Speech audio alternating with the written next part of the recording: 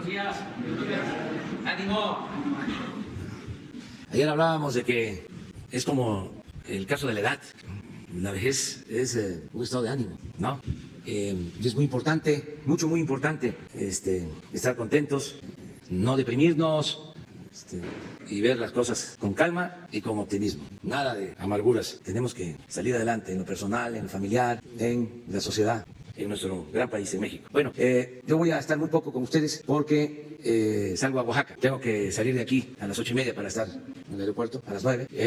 Vamos a tratar dos temas y para eso me va a acompañar Marcelo Ebrard, que está por llegar, y Blanca Jiménez de Conagua, también Víctor Manuel Toledo, secretario de Medio Ambiente. Los dos temas son, uno, es una declaración, una postura del gobierno de México sobre lo relacionado con la frontera y las decisiones que se puedan tomar el día de hoy por parte del gobierno estadounidense. Entonces se va a dar a conocer la postura del gobierno de México con mucha claridad por parte del secretario de Relaciones Exteriores. Y lo segundo es un llamado a los habitantes de Mexicali, porque mañana y pasado se va a llevar a cabo una consulta y queremos que participen, que nos ayuden a decidir sobre si se permite la instalación, el funcionamiento de la planta cervecera de Mexicali o se impide que opere esta planta. Lo van a decidir de manera libre los ciudadanos. Están informando en Mexicali sobre este tema servidores públicos, de manera especial la subsecretaria Diana Álvarez está allá y está transmitiendo información. Nos están ayudando medios de información para que se conozcan las dos posturas, que haya información técnica para que no haya distorsiones, que no se exagere o no se diga la verdad y que con todos los elementos, con toda la información, sean los ciudadanos los que decidan. Se van a instalar mesas y van a haber boletas y la gente va a decidir. Como ustedes comprenderán, hay posturas de ambientalistas, de los empresarios y de servidores públicos, tanto municipal como estatal como federal. Pero se decidió que sea la gente de Mexicali la que nos diga qué hacer. Es mandar obedeciendo y que nadie se deje manipular, que nadie sea acarreado, nadie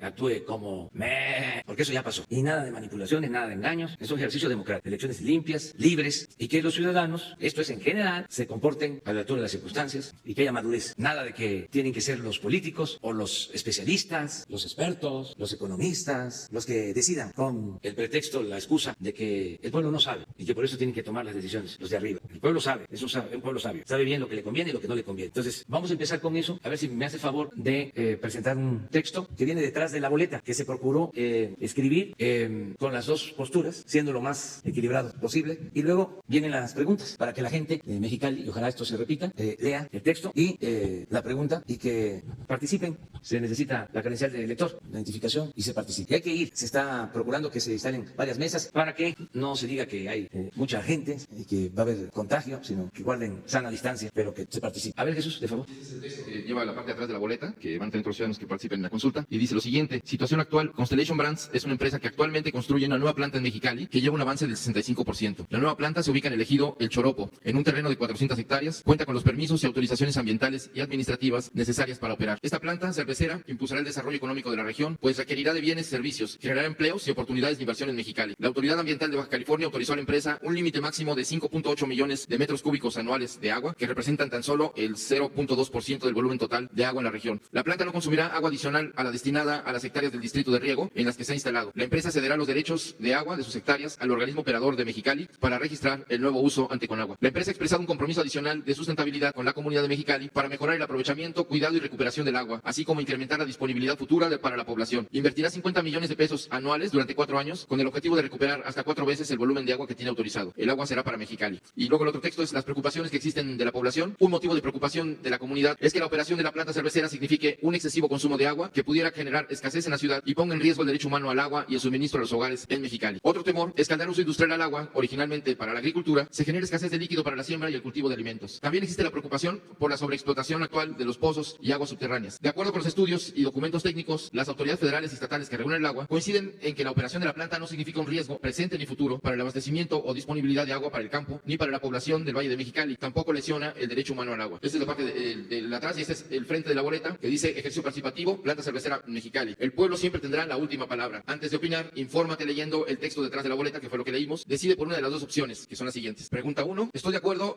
Opción 1, estoy de acuerdo en que se termine de construir en Mexicali la planta de cerveza de Constellation Brands porque ya ha invertido rápido y se crearán empleos sin afectar el abasto de agua para la población. La otra opción es, no estoy de acuerdo en que se termine de construir en Mexicali la planta de cerveza de Constellation Brands, porque no quiero que se use el agua para este tipo de industrias. Estas dos son las dos opciones que hay para la población de Mexicali. Muy bien. Entonces, nada más aclarar de que los permisos y la planta empezaron a construirse en el sexenio pasado. Es algo que ya nosotros heredamos para que se quede muy claro. Porque cómo hacer una consulta luego de que ya está avanzada la obra. Lo estamos haciendo porque hay una inconformidad de un sector. Entonces, fue algo que nosotros ya heredamos. Algo parecido a la planta que se construyó en Morelos, la termoeléctrica de Morelos. Se construyó el gasoducto, se construyó la planta, se terminó el gasoducto, está terminada la planta. Heredamos eso. No podemos operar la planta porque hay oposición y hay amparos. Tenemos que resolverlo porque se trata de una inversión de 20,000 millones de pesos que tiene que pagar la Comisión Federal de Electricidad y es generar energía eléctrica que nos hace falta. Pero de todas formas, además de que se hizo la consulta, estamos esperando a que la autoridad judicial resuelva sobre amparos. Estamos actuando de conformidad con la ley y de manera democrática. Es lo mismo porque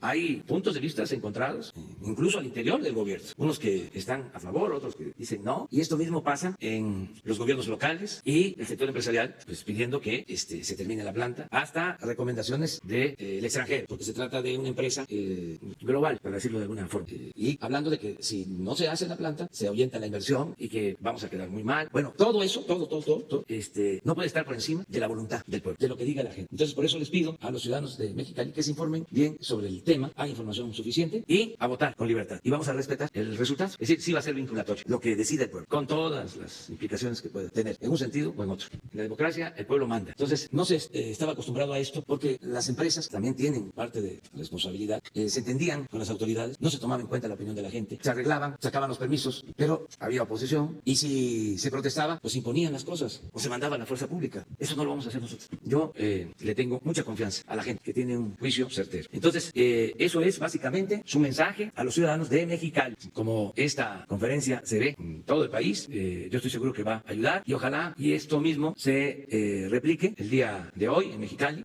La subsecretaria de Gobernación, Diana Álvarez, es una profesional íntegra, honesta, con vocación democrática. Además, tiene toda nuestra confianza, porque también está sometida a fuertes presiones, como ustedes comprenderán. Entonces, que se sepa que tiene todo nuestro apoyo. Diana Álvarez, subsecretaria de Gobernación. Y a todas las autoridades, de manera respetuosa, les exhorto a que se actúe con imparcialidad, que no metan las manos, que dejen a la gente en libertad, que sea la gente, que sean los ciudadanos los que deciden. Esto es para mañana sábado y domingo, y aquí vamos a conocer el resultado. Muy bien, ya va a tomar la palabra Marcelo Ebrard, no sé si está, por favor, porque me tengo que ir.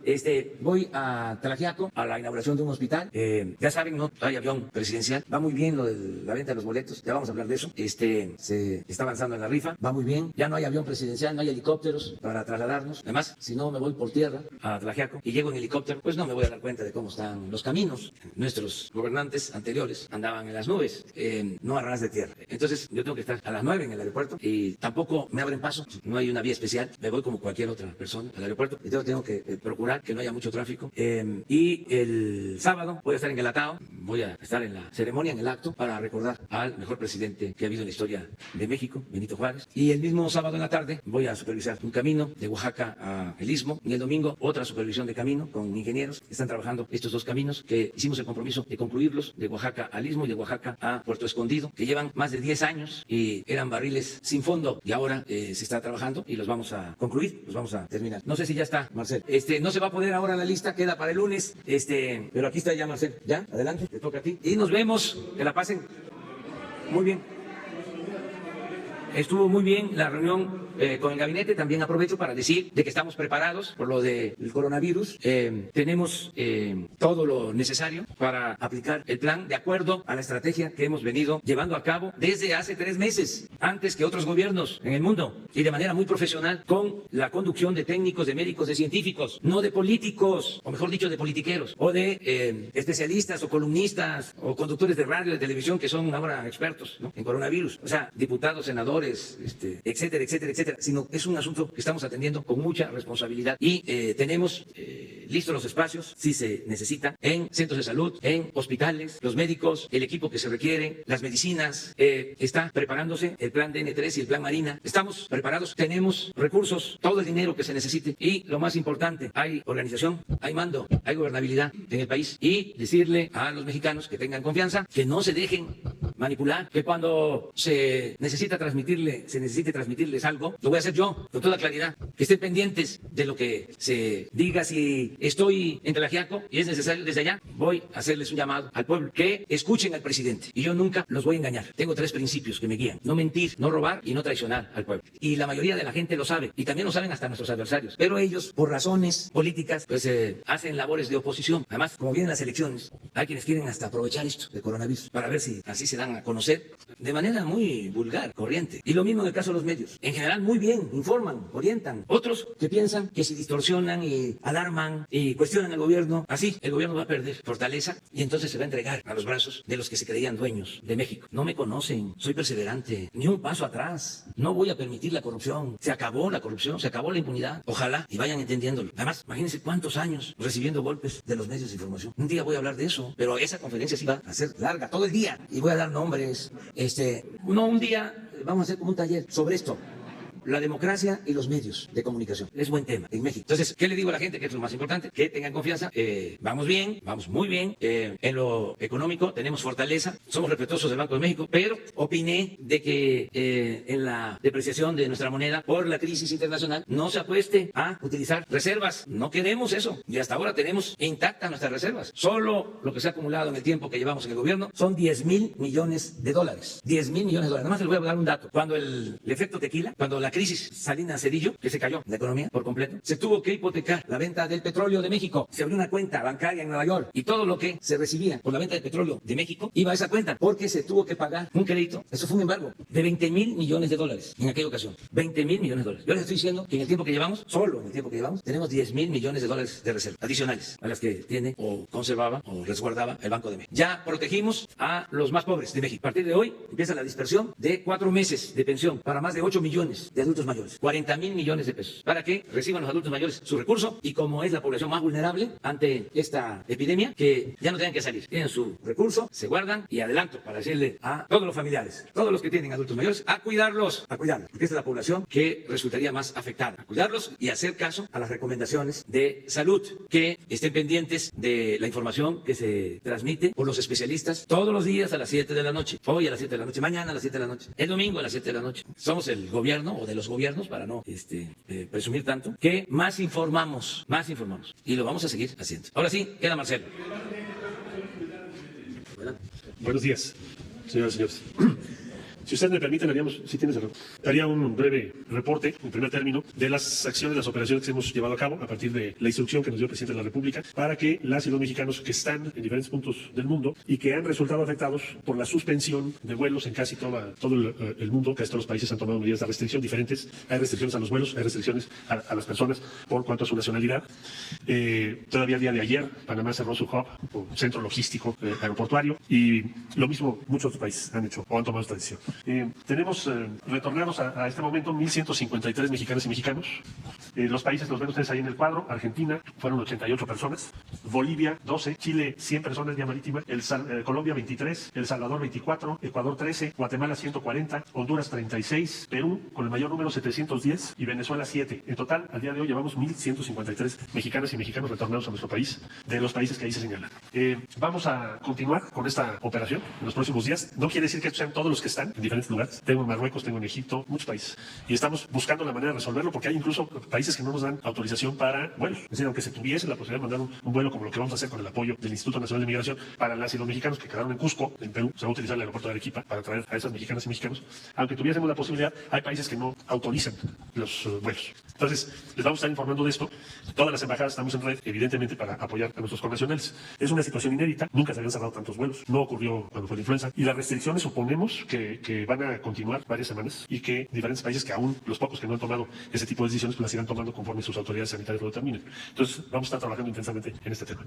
El segundo asunto que les debo informar tiene que ver con las pláticas que hemos sostenido y las negociaciones con los Estados Unidos respecto a nuestra frontera norte, frontera sur de ellos. Porque nuestra preocupación ha sido y es que las medidas que se tomen para reducir la posible propagación del virus no afecten afectan a todos, pero que no afecten de manera decisiva la actividad económica y el empleo de las personas, sobre todo las personas que viven al día o que están en una situación más vulnerable. Y también porque es evidente que la frontera de México con Estados Unidos no es lo mismo que la frontera frontera de Estados Unidos con Canadá. Entonces, Canadá solicitó a Estados Unidos, según se nos informó, medidas en su frontera en virtud de que el número de casos en Estados Unidos es mayor al número de casos en Canadá. En el caso de México, Estados Unidos nos comunicó también su interés de que tuviéramos un acercamiento similar en la zona de la frontera norte nuestra. Bueno, después de las negociaciones que ha habido, muy intensas, diría yo, los últimos 2 días, largos días y noches, lo que se ha logrado es que las medidas para lo que se denomina la reducción del riesgo de propagación del virus no vayan a afectar actividades sustantivas para la economía de México y Estados Unidos y de la región fronteriza. ¿Esto qué significa? Bueno, primero hemos hecho un catálogo de cuáles son las actividades esenciales que no deben afectarse, para que no quede como algo genérico, etéreo o discrecional. Ese catálogo que incluye todas las actividades, en primer lugar, de comercio, transporte de mercancías, movimientos logísticos que tienen que ver con la actividad comercial, no tienen afectación. Todo lo que tiene que ver con las personas que trabajan en los Estados Unidos y que tienen esa autorización todos los días para moverse de un lugar al otro, tampoco van a resultar afectadas. Eso es lo que ya hemos dejado muy claro. Por supuesto, todo lo que son servicios indispensables, incluyendo compra de medicamentos, servicios de emergencia. Entonces, ¿qué es lo que sería la traducción de lo que estoy refiriendo? ¿En qué sería el impacto de esta medida? Habrá quien, yo he visto en algunos medios, incluso ayer en algún canal de televisión de Estados Unidos, se cierra la frontera. No se cierra. ¿Podría haberse cerrado si no tuviéramos este trabajo? Pues sí, podría. Pero pensamos, y en eso coincidió el gobierno de Estados Unidos. Yo ayer conversé con el secretario Mike Pompeo, a quien le agradezco mucho porque la verdad ha tenido una intervención relevante para resolver este tipo de problemas, como lo tuvimos también, ¿se acuerdan? En junio del año pasado, cuando fue otro tema, pero también fue una intervención relevante. Tuvimos una plática para qué decir, a ver, el primer acuerdo es que vamos a exhortar, vamos a promover que la población se abstenga en la zona fronteriza, por decisión propia en primer lugar, de realizar viajes que no sean esenciales por su salud. Esa es una primera decisión que ya las personas están tomando, debo decir.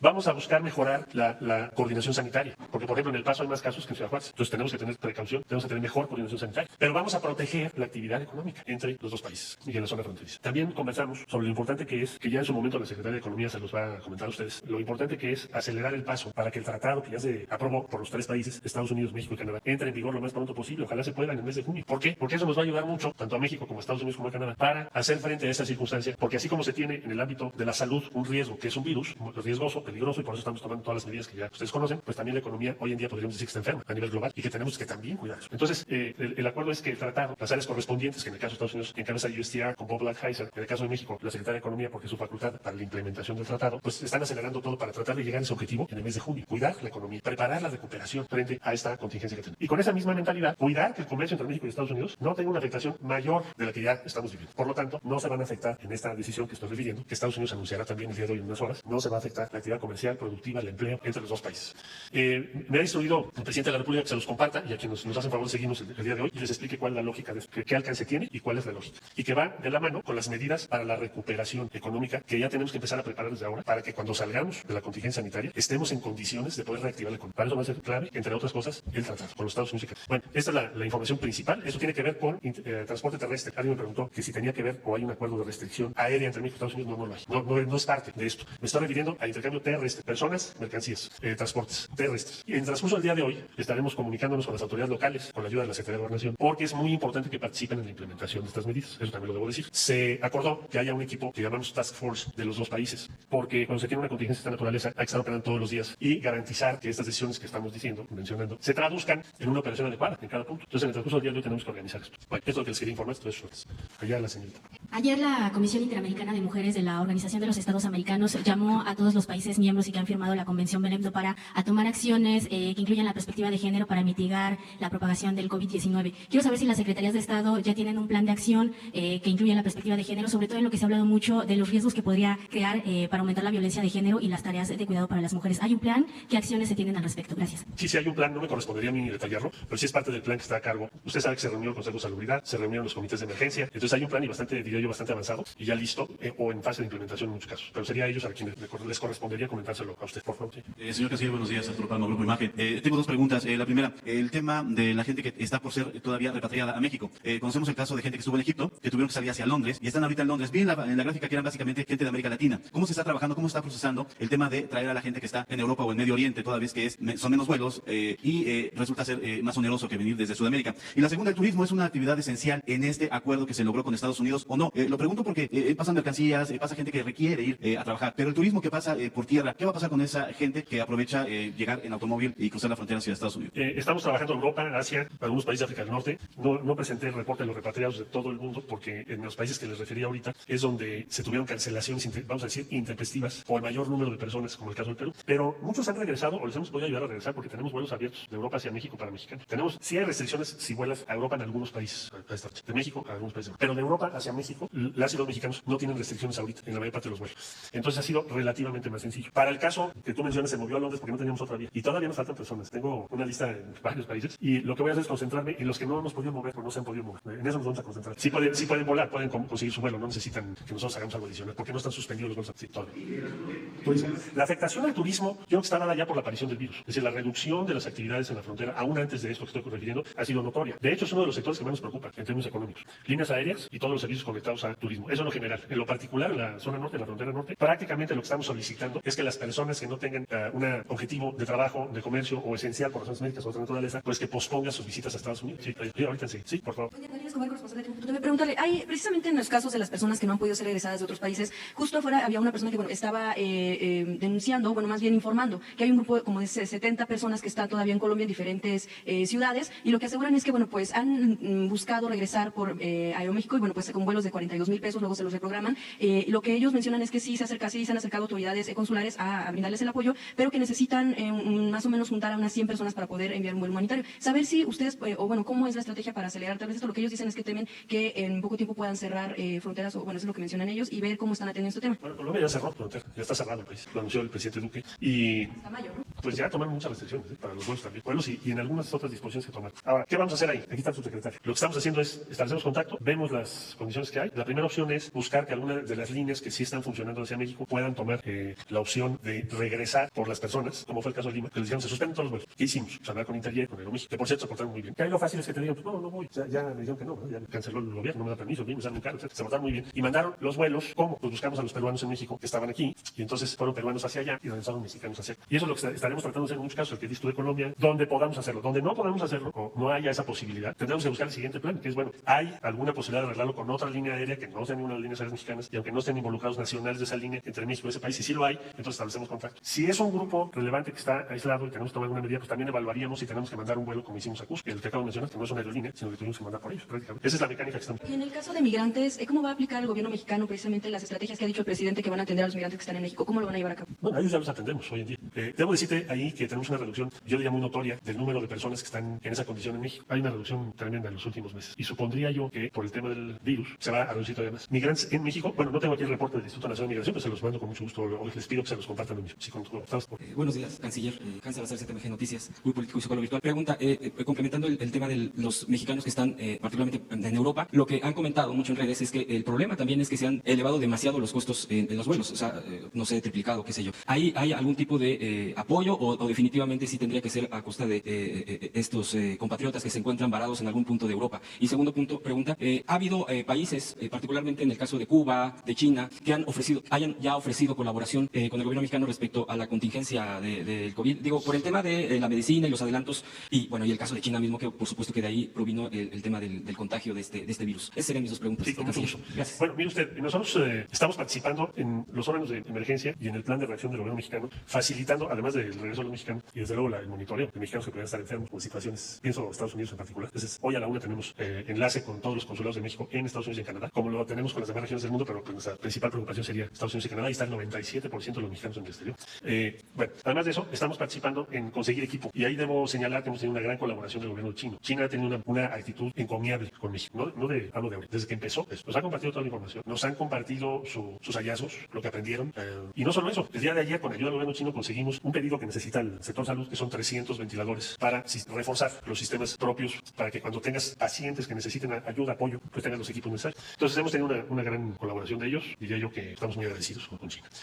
Lo mismo te puedo decir, ¿qué más estamos haciendo? Hicimos una red con todos los países del CELAC, de virólogos y especialistas en epidemias, en este caso pandemia, y esa red ha compartido secuenciación de virus, qué medicamentos estamos utilizando, los tratamientos que hemos visto en otras regiones del mundo, y eso está funcionando, pero ya tenemos esta semana con ese sistema. Hoy mismo tenemos otro enlace. Entonces, los mexicanos en Europa, a ver, lo que nos han señalado es cuando hay líneas mexicanas que cubren esto, que básicamente es Aeroméxico. Hemos hablado con Aeroméxico para que no se dé un incremento o una modificación de las tarifas. Importante, no es una atribución de la Secretaría, estoy hablando de la Secretaría correspondiente. Hasta este momento te diría que lo que podemos hacer es tratar de evitar que se cancelen las comunicaciones. Eso es lo que hemos tratado de evitar. Ahora ya ha regresado un número de mexicanos muy importante, debo decir. Entonces espero que no tengamos suspensiones en los próximos días por disposiciones que la tomó también la propia Unión Europea. No sé si ya las viste, ¿verdad?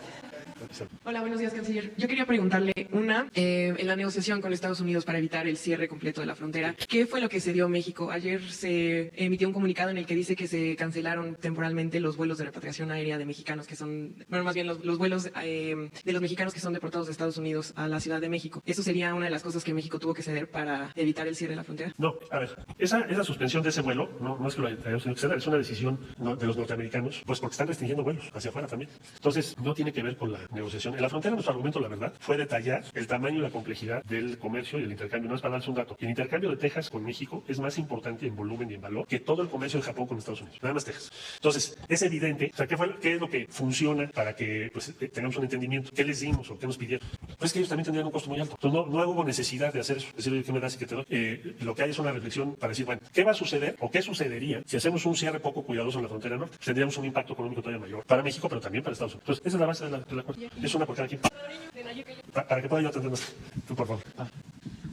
Gracias, canciller. Buenos días. Shaila Rosagil, corresponsal del Grupo Gili, El Imparcial de Sonora, La Crónica de Mexicali y Frontera de Tijuana. Entonces, nada más para dejar muy claro, se va a cerrar parcialmente la frontera a los que vayan de visita, como de paseo a Estados Unidos. O sea, se protege, me queda claro que se protege el comercio, pero van entonces a tener que comprobar la población que van a un tema de trabajo, a un tema de comercio, y los que no puedan comprobar eso no van a pasar. Mira, la disposición de las autoridades norteamericanas, para dejar muy claro eso, sí va a afectar a quienes van por un propósito de recreación o de paseo. La verdad es que todas las demás personas que normalmente tienen sus acreditaciones para trabajar, o mercancías, comercio, pues no esperamos que tengan ninguna dificultad. Ahora, no estamos nosotros hablando de cierre, porque cierre pues significa que se cierra la frontera, no es eso. Es decir, simplemente se va a restringir para que aclaremos, porque si no también es importante que tengamos claro de qué se trata. Sí se va a restringir para el caso de lo que son turismo, recreación, esencialmente. Muy bien, allá atrás. Buenos días.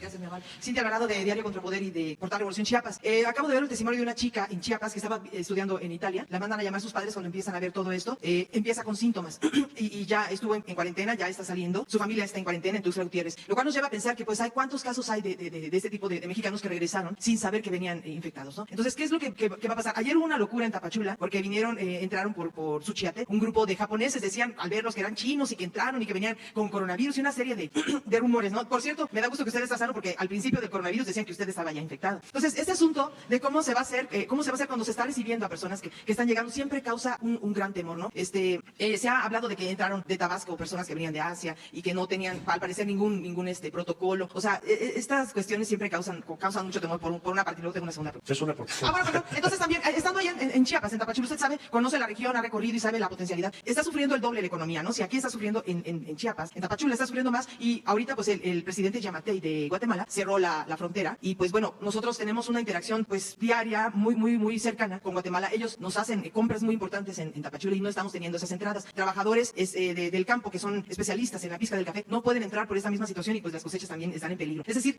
yo quisiera pedirle también de que si están pensando ya en la reactivación económica, por favor piensen en Tapachula, piensen en el Suchiate, en Tuxtlachico, en Huixla, porque nuestra economía está ahorita sufriendo tremendamente. No hay industrias. Ustedes que tienen mucha relación con industrias extranjeras que estarían interesadas en darle valor agregado a nuestra producción agrícola, sería maravilloso, porque ahorita estamos sufriendo el doble, el triple de lo que está pasando en todo el país. Muchas gracias. Bueno, también déjeme decirle que en el sur ha habido mucho trabajo, mucha comunicación con el gobierno de Guatemala. Ayer, con la participación muy destacada del gobierno del estado, del gobernador, se ampliaron las medidas para evitar la propagación del virus y cuidar que no tengamos un problema de salud en el sur del país. Es decir, aumentar la vigilancia epidemiológica y las medidas sanitarias. Ayer mismo, por eso lo presentamos al presidente del Gabinete de Seguridad en la mañana, porque si nos preocupa la frontera norte, también nos preocupa la frontera sur. Los japoneses que dices son de la Agencia de Cooperación Japonesa. Están trabajando con nosotros en los programas de la Agencia Mexicana de Cooperación y Desarrollo y ninguno de ellos está enfermo. Regresaron a Japón por disposición de su gobierno. De manera que, pues sí, estamos tomando esas medidas en el sur y lo que estamos preparando por instrucciones del señor presidente son las medidas para la recuperación, primero para atender la emergencia y al mismo tiempo para la recuperación de la economía, y eso lo está encabezando el secretario de Hacienda. Usted, por favor. Buenos días, Antonio López de La Razón. Si bien entiendo, canciller, que son importantes todos nuestros connacionales que están varados en otras partes del mundo, también me gustaría preguntarle qué es lo que está pasando, de qué forma está coadyuvando la Cancillería para ayudar a los extranjeros que están varados en nuestro país. En La Razón nos dimos a la tarea de hacer un recorrido por el Aeropuerto Internacional de la Ciudad de México. Identificamos casi a 100 extranjeros, principalmente de países como Argentina, como Chile, como Perú, que pues ya llevan varios días en el aeropuerto, principalmente porque son sus fronteras las que pues ya cerraron el paso. Saber si algunos buscan pues que los el gobierno mexicano los apoye para que les den al menos estancia, porque no tienen dinero. Hay algunos incluso que son adultos mayores que tienen diabetes, que tienen hipertensión. Entonces, saber qué tarea está haciendo el gobierno mexicano en esta materia. Gracias. Pero estamos atendiendo bien a los consulados, sobre todo qué es lo que podemos hacer en coordinación con Gobernación, su estatus en México. Pero acuérdate que si son turistas tienen tiempo suficiente y los que están por otros fines de trabajo y demás, son muy pocos los que nos han pedido algún apoyo en este momento. Pero normalmente los consulados de cada país son los que nos dan o nos piden ese apoyo. Por favor, muy poco. Prácticamente no les han dado respuesta, siguen allá en el aeropuerto. Lleva 3-4 días ahí. Pues voy a revisar con la autoridad aeroportuaria, no me la va a reportar, pero con mucho gusto lo reviso. De 1+1. En la semana, el gobierno estadounidense dio a conocer un fondo de $50,000 millones para atender la emergencia del coronavirus. Sí quisiera que nos aclarara de ese fondo que él expresó a México, ¿cómo lo va a beneficiar? Bueno, de ese fondo no participa México. Son fondos, salvo 1,000 millones, se aprobaron el 6 de marzo. O sea, están destinados a cooperación internacional de diferentes tipos, pero ese fondo es para política interior. Sí, por favor. Sí, buenos días, Juan Carlos Machorro del Portal Expo. Si me perdona, mi pregunta rapidísimo es para la titular de la Conagua, es sobre lo de la exposición que hizo el presidente de la planta de Constellation. Directora, perdón, ¿cuál es específicamente el impacto ambiental e hídrico que va a tener esta planta en caso de instalarse? Y una segunda pregunta rapidísimo, si me permite. En la exposición el presidente habló sobre la inversión millonaria que que esta empresa ha establecido, que en 4 años piensa devolver 4 veces la cantidad de agua que tome, pero ONGs y diversas organizaciones pues han denunciado o se tiene la percepción que va a ser mayor el daño y el consumo de agua a lo que se está establecido y todo esto. ¿Por qué sucede esta perspectiva cuando los permisos hablan de de cantidades de agua mucho más bajos de lo que la percepción social tiene? Gracias. Sí, muchas gracias por su pregunta. Voy a empezar por lo último. ¿Por qué hay esta percepción? Una cosa que hay que reconocer es que este gobierno, desde que entramos, hemos puesto toda la información oficial en términos de cantidad y calidad y hemos dado una mayor agilidad a la consulta de las concesiones de manera pública. Incluso los consejos técnicos de la Conagua pueden ser escuchados por medio de Facebook y de Twitter. Entonces, una diferencia que hay entre la información que se manejaba anteriormente y la información que se maneja actualmente es que hay mucha mayor transparencia. Con base en la información, habría que ver que Mexicali tiene, esta zona del país tiene una situación muy específica, está en una zona semidesértica que también recibe agua del río Colorado. En total hay 2.724 millones de metros cúbicos anuales que se componen básicamente cerca de 2.000 de aguas superficiales que viene del río Colorado y cerca de unos 800 y cacho de agua subterránea. El agua subterránea está sobreexplotada, pero todavía les queda el agua superficial. Una región maneja esos dos tipos de fuentes. Entonces, está sobreexplotada el acuífero principalmente por la agricultura. De esta agua que se tiene, de los 2.728, 1.221 están concesionados para la ciudad de Mexicali y de esa agua que está concesionada a Mexicali, un 7% se destina a la industria. Entonces, la empresa, cuando se instala e inicia todos sus permisos, y dicho sea de paso, los permisos que se han otorgado son a nivel estatal, la federación no ha participado en ellos, compra terrenos. Muy curioso lo que está, Mexicali ha ido creciendo y ese crecimiento ha sido sobre terrenos agrícolas. Este es el caso también de Mexicali. Junto con la compra del terreno, compra también los derechos del agua y generalmente la agricultura utiliza 8 veces más que la industria. Entonces, los derechos que adquiere Mexicali junto con los terrenos, provienen de uso agrícola y es esta agua la que se estaría planteando usar más, pero realmente el agua que se le dio por parte del Estado proviene de agua superficial. En caso de que se implante la empresa, que esa sea la decisión, lo que se hizo es se ha hecho también, la empresa pidió cerca de 20 millones de metros cúbicos, pero se le limita a 5.8 millones de metros cúbicos. Parte de la diferencia de información que hay y de las cifras que se vienen manejando es que siguen haciendo los cálculos sobre los 20 millones de metros cúbicos sobre el agua que usa la industria, que es un muy pequeño porcentaje de la disponibilidad total, y sobre, por eso da unos números tan altos, pero si ustedes lo hacen de manera global da 0.2%. Esta agua que se utilizaría, se le pide a la empresa que entregue 4 veces más agua, pero ahora sí comprando de agua subterránea. ¿Cómo la puede comprar? Tiene que invertir en terrenos agrícolas para que estos ya no pierdan el agua. La agricultura utiliza el agua con un 50% de eficiencia. Entonces esa agua se recuperaría, esa agua se tendría que regresar al Estado y con agua procedería a la clausura de pozos. Con esta forma podríamos ir disminuyendo parte de la sobreexplotación del acuífero que proviene principalmente de la agricultura. Espero haber contestado. No creo que es hombre o mujer. Gracias. Claudia Carranza del Poder. Varias preguntas en torno al tema de Constellation Brands.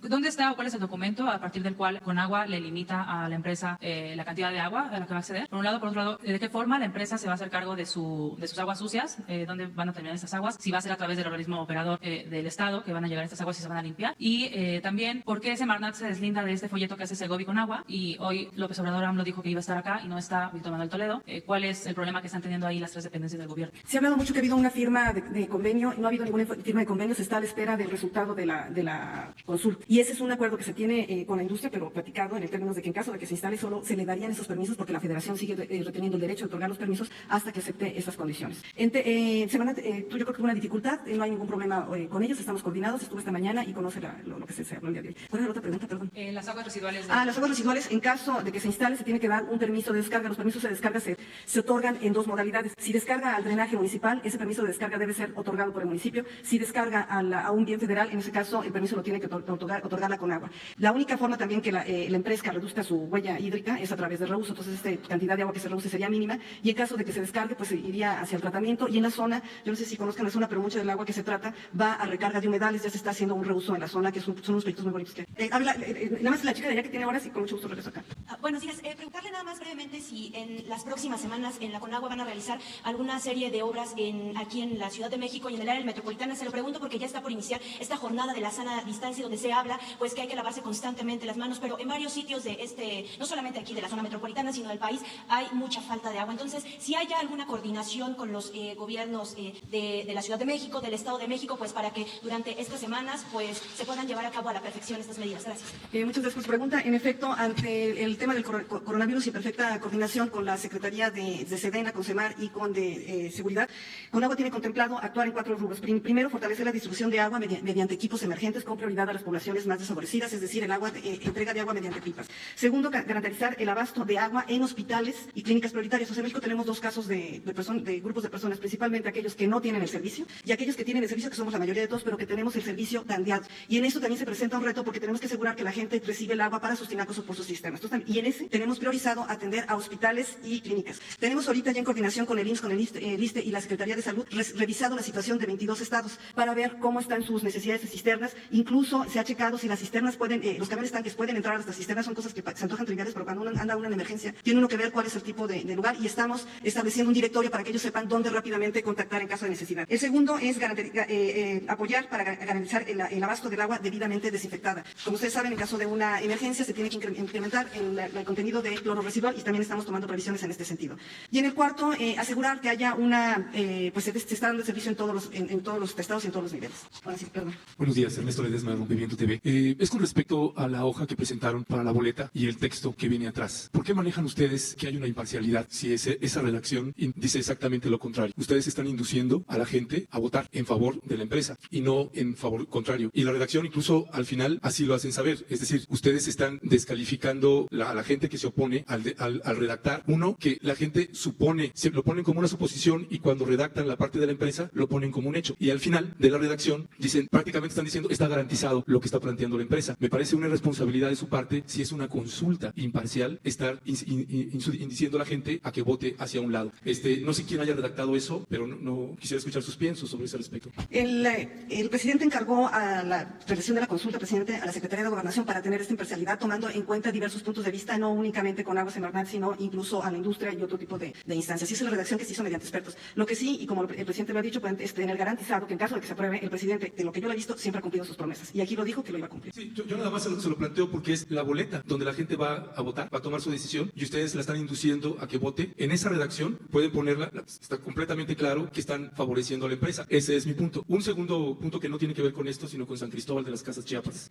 Hay una emergencia ahorita porque hay una deforestación tremenda con todas las reservas, incluyendo ahorita que usted mencionaba los humedales. Están rellenando los humedales. Se llegó ahorita en San Cristóbal de las Casas a una situación extrema. No sé si ustedes estén enterados y qué medidas están tomando en el caso de la emergencia con el agua en San Cristóbal. Son dos temas, bueno, dentro de San Cristóbal. Uno es el tema de la deforestación. En ese sentido, la Secretaría de Medio Ambiente y Recursos Humanos pues trabaja por medio de CONAFOR en el control de la erosión. Efectivamente es un problema que Conagua ha venido observando. En este caso, en lugar el agua de ser una malvada es una víctima, porque muchas veces yo menciono que a la entrada de las plantas de tratamiento tenemos un problema severo para que operen, porque desafortunadamente lo que nos está llegando a las plantas de tratamiento en muchos casos son dos cosas: suelo de conservación y el segundo, basura. Y esto es en otro ámbito en el que se debe de resolver. En el caso específico de San Cristóbal de las Casas, en el caso de los humedales, estamos trabajando también en conjunto no en la zona específica de San Cristóbal de las Casas, pero sí en Chiapas, en diversos humedales, y es un trabajo muy bonito que estamos realizando entre Bienestar, Semarnat, CONAFOR y CONAM para el control de una manera holística, porque el tema de los humedales no es únicamente la parte de tratamiento del agua, que por dicho sea de paso es de orden municipal, sino todo en conjunto. Estamos también trabajando en este tema. Y para el caso de San Cristóbal de las Casas, ahí era donde veía yo los dos temas: el suministro suministro del agua a San Cristóbal de las Casas es un tema municipal y estamos en contacto con la presidenta municipal de San Cristóbal. Pues ella es precisamente la que no está atendiendo a todos los barrios y colonias de San Cristóbal, que es, periodísticamente es la ciudad donde hemos constatado que todas las colonias y los barrios están solicitando reuniones con ustedes porque no les están atendiendo allá. Ojalá se les pudiera atender. Tomamos nota con mucho gusto y lo vemos. Sí, tengo una pregunta para el canciller. Perdón. Ahora sigue chica, pero una chica. A ver, hasta allá de azul. A ver, hasta allá azul y luego acá, y yo creo que, no sé, le pediría a Jesús que me dijera qué horas tenemos que cortar. ¿A qué hora se apaga la luz? Gracias, muy buen día. Daniel Rosas, del Grupo Radio Centro. La pregunta va en este sentido. Estamos atravesando por un periodo de emergencia a causa del COVID, y bueno, lo quiero preguntarles, esta consulta, ¿desde cuándo se planeó? Porque parecería que cae en un mal momento hacer una consulta que se está llamando además a la gente a que acuda, que haya concentraciones, aunque dijo el presidente que se deberá guardar la sana distancia. Bueno, pues parece ser una medida ahorita poco acertada. ¿Desde cuándo se planea esa consulta y qué medidas se van a tomar precisamente para evitar que haya este tipo de contagio entre la gente? Muchísimas gracias. El tema de la consulta ya se venía platicando, es una propuesta del secretario de Medio Ambiente y Recursos Naturales que hizo pública desde hace tiempo, ahorita no recuerdo, 1 o 2 meses, 2 o 3 meses, y podríamos decir que la consulta cayó en mala fecha, o que el coronavirus cayó en la mala fecha. Ya habría que discutir quién está en un tiempo inapropiado. De todas maneras, la subsecretaria Diana Álvarez se tomó en cuenta el tema del coronavirus y está tomando previsiones para evitar las aglomeraciones cuando se realice la consulta. ¿Cómo sería, saben? Pues espaciando casetas, poniendo distancias. Además no son afluencias de que va a votar todo el país. Acá, perdón. Buenos días, director. Paul Velázquez, Ni uno más ni un corrupto más en gobierno. Independientemente de que hubiera alguna tendencia en la carta que se va a firmar o votar los ciudadanos mañana, ¿cuál es la participación que ha tenido la Conagua con los dos frentes? Independientemente, el grupo opositor, seguramente un colectivo ciudadano, ¿cómo han sido sus mesas de trabajo? También, ¿cuáles han sido los acercamientos con la empresa que promueve la inversión? Pero sobre todo, en caso de que resultara a favor de la empresa que se lleva a la construcción, ¿cuál va a ser el mecanismo y los controles que para llevar a cabo y que se logre que se respeten los acuerdos? Y si tienen contemplado que el colectivo, los ciudadanos que estuvieron en su contra, participen en la vigilancia de que se lleven a cabo esos acuerdos y no se toque el agua que se tiene el temor que se pierda. Primer tema. El último punto que toca es un punto que en particular la Conagua ha estado empujando, que en caso de que haya unos acuerdos, la sociedad debe participar. El principal compromiso debe ser con la sociedad y vigilar este cumplimiento. Hemos tenido acercamientos con todos los grupos de manera en reuniones, unas de ellas organizadas por la Semarnat, reuniones privadas, reuniones públicas con los dos grupos, y hemos estado atendiendo incluso también a los 3 niveles a los 2 niveles de gobierno del Estado y del municipio, entendiendo sus necesidades, y hemos escuchado a todos y analizado la información. ¿Cuál es el mecanismo de control? Pues en particular el permiso de construcción. Estos casos, ¿hay alguno otro que llame la atención a nivel nacional que se esté presentando en este momento? No sé, tenga conocimiento de la planta de amoníaco en el norte del estado de Sinaloa, la bahía de Topolobampo, el tema de agua. ¿Hay algún otro que también se esté...? Esa no la tenemos en el radar, pero tenemos otras empresas que estamos verificando, la estamos verificando a la luz de la información. Lo que yo sí quiero comentar es que en el tema del agua es un tema sumamente universal, es un tema que le gusta mucho a la gente participar, pero sí debemos hacer un análisis detallado de los datos. ¿Me permitiría hacerle llegar en el futuro el tema de la planta? Adelante. Nosotros estamos abiertos, hay una política completamente abierta, no hay ningún problema, mucha gente nos puede contactar. Más aún, sí quisiera aprovechar el micrófono para decir que tenemos una ventana donde decimos lo siguiente: necesitas algo, contáctanos aquí. Y Conagua no tiene gestores, porque sí hemos detectado que hay mucha gente que se presenta como gestores de citas, de concesiones, de asignaciones y de permisos, y muchas veces esto no conduce a muy buenos resultados. Además, las demás concesiones ya traen QR, porque también hemos detectado una gran cantidad de títulos que son falsos. ¿Con quién me había comprometido yo? A ver, allá sí. Gracias. Buenos días.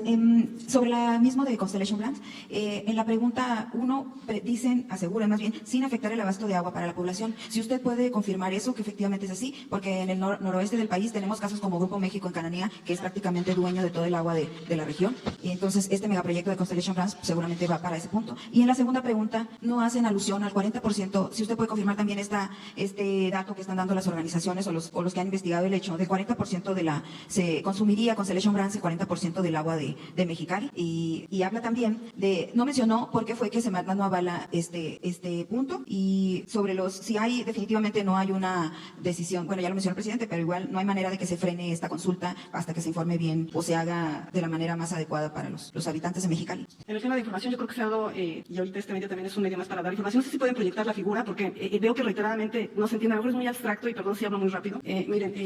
Ahí pueden ver la disponibilidad total del Valle de Mexicali, la primera barra, 2.724 millones de pesos. ¿Cuánto es de millones de metros cúbicos? ¿Cuánto es agua superficial en rojo? ¿Cuánto es agua subterránea? De eso, ¿cuál es el uso agrícola? Quien está empleando más agua en la zona es la agricultura, con un 50% de eficiencia. De ese total, esa barra muy chiquita es lo que está utilizando el municipio de Mexicali. Del municipio de Mexicali lo tenemos agrandado del lado derecho, y si ustedes ven ahí cuánto tiene de reserva, es un caso muy particular de ciudad porque tiene mucha más agua de la que necesita la ciudad, le está vendiendo incluso a otras 2 ciudades agua. Entonces, o sea, le sobra agua al municipio. Y ahí en verde ven el uso industrial. Entonces, si ven ese uso industrial, el proyecto inicial era 20 y ahí uno podría ver que el porcentaje del uso industrial del total del agua que tiene la ciudad de Mexicali Mexicali puede ser muy alto. Y pueden ver acá el 5.8, que sería a lo que se limitaría el uso de Constellation Brands y exclusivamente de agua superficial. En la zona no se han dado y no se pueden dar permisos de explotación de acuíferos porque el acuífero está sobreexplotado. Entonces no se pueden dar. No sé si quedó claro. Pero usted dice que la empresa está comprando terrenos y al mismo tiempo está comprando compró terrenos y junto. Uno puede comprar separado o junto los derechos de la agricultura y de alguna manera sería positivo porque esa agua ya no se está utilizando para la agricultura. Esos derechos se los dio al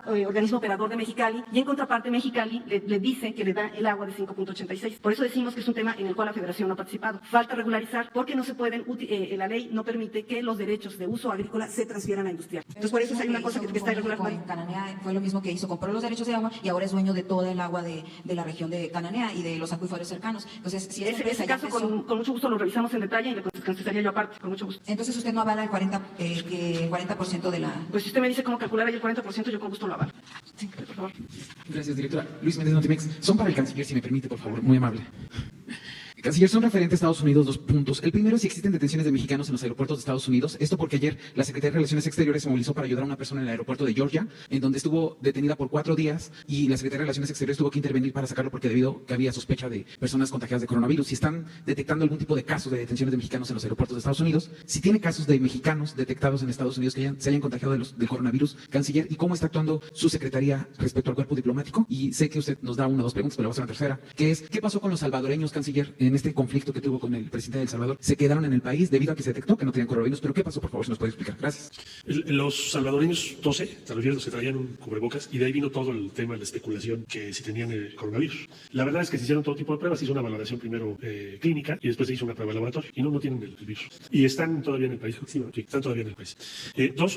Respecto a detenciones, son casos excepcionales, no tenemos noticia de que eso esté en varios casos. Si hay alguna modificación lo podría yo saber hoy después de la llamada que tenemos a la 1 de la tarde con todos los cónsules. Ahí me reportarán, pero hasta ahora no tenemos noticia de detenciones por ese motivo en los Estados Unidos, salvo el que tú estás diciendo ahorita que no lo tengo confirmado, pero a la 1 de la tarde tendré posibilidad de informar o de informarme y si hay algo diferente se los vamos a ver.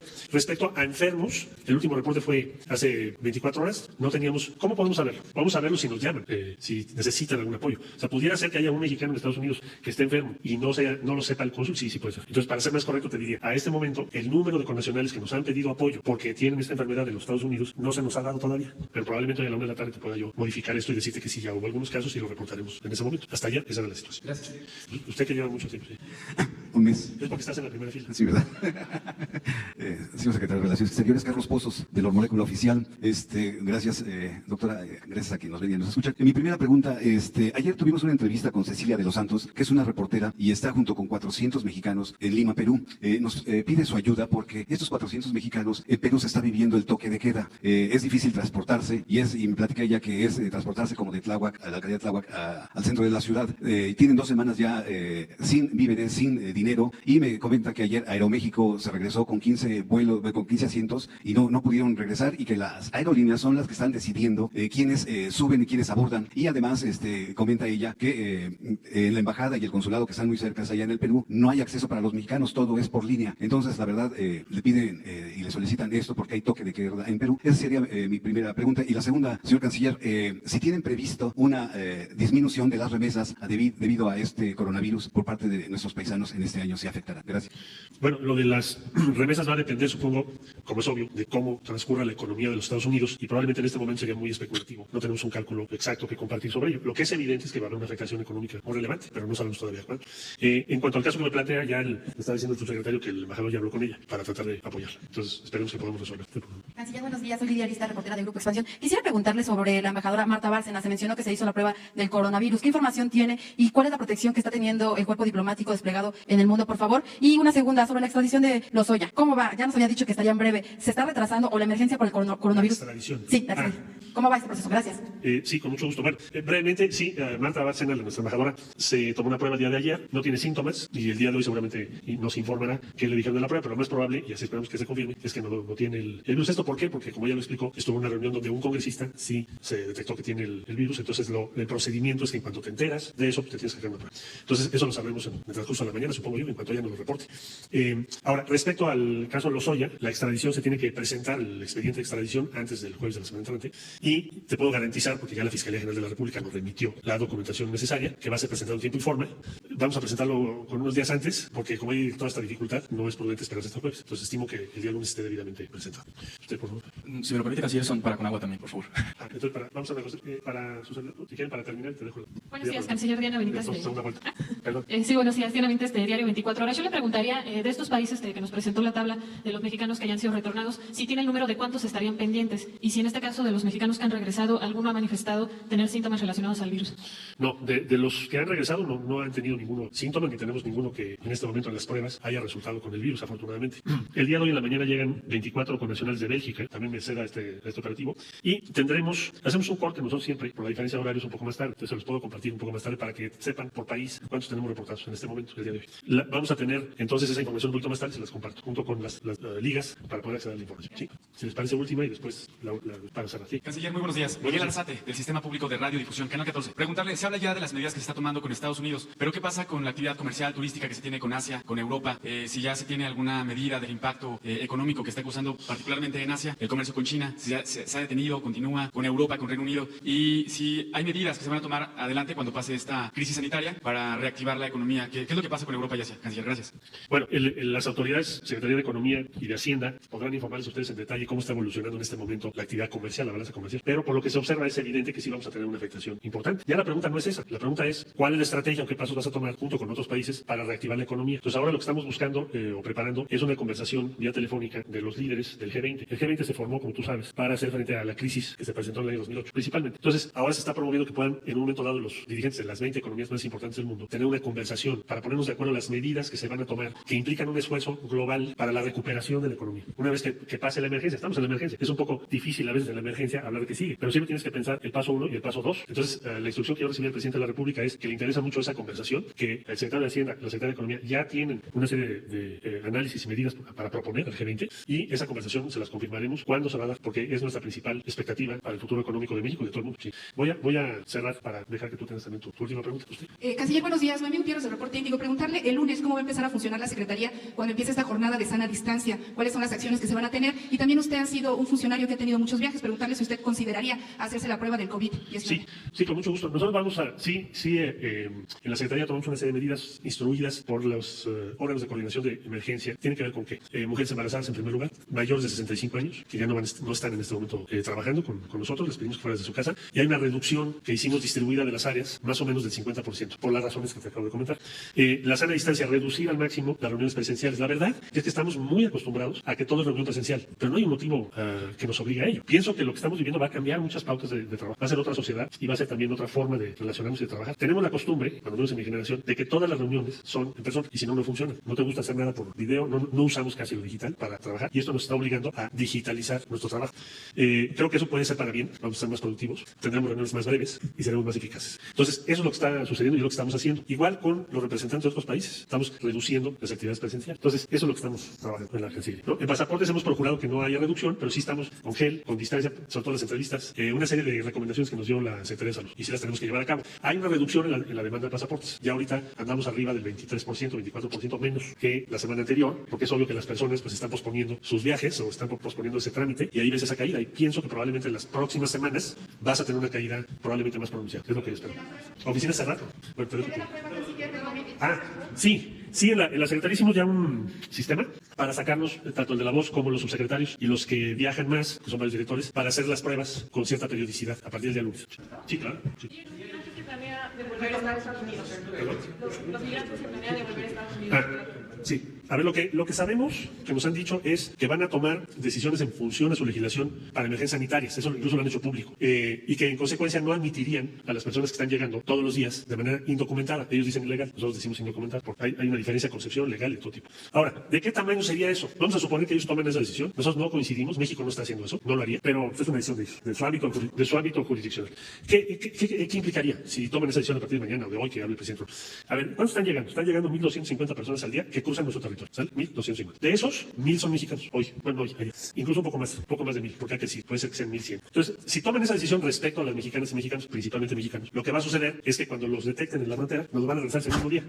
Antes eso tomaba varios días. Ahora lo que harían con esa nueva decisión es hacerlo de inmediato, o sea, no te admito, porque antes te llevaba yo una facility en Estados Unidos y ahí se iniciaba un procedimiento y luego ya te regresaba. Se llama repatriados. Entonces, primero, ese universo de 1,100 mexicanos, México no los puede rechazar. Hay que excluir porque sería absurdo. Imagínense que México dijera no estoy de acuerdo y entonces no puedes regresar a los mexicanos y mexicanos. Eso sí, no tiene remedio. Dos, México está admitiendo su política asilo con los centroamericanos, o sea, Honduras, Guatemala y El Salvador, desde hace ya varios meses, que permanezcan o puedan permanecer en territorio mexicano para acceder a su audiencia de asilo. Porque si nosotros los deportamos o los mandamos a sus países, no podrían ir a su sesión de asilo. Eso no lo vamos a modificar. Si nos regresan personas que no sean mexicanos ni centroamericanos, México no lo aceptaría. O sea, que Estados Unidos se haga cargo de eso. En esencia mantendríamos la misma política que hemos seguido hasta ahorita. O sea, mexicanos por obvias razones, centroamericanos, particularmente de Honduras, Guatemala y El Salvador, les daríamos posibilidad de esperar en México y esa sería la política que vamos a seguir. Muchas gracias. Esos son los números. Centroamericanos no tendría números. Son como 1,100 mexicanos, centroamericanos al día deben ser 120 más o menos. Esa es la dimensión de lo que implica. No aceptaríamos que personas que ya estén en el territorio de Estados Unidos no los regresen de repente. Estoy hablando de las personas que llegan cada día, porque no los puedo dejar en el puente y son mexicanos y mexicanos.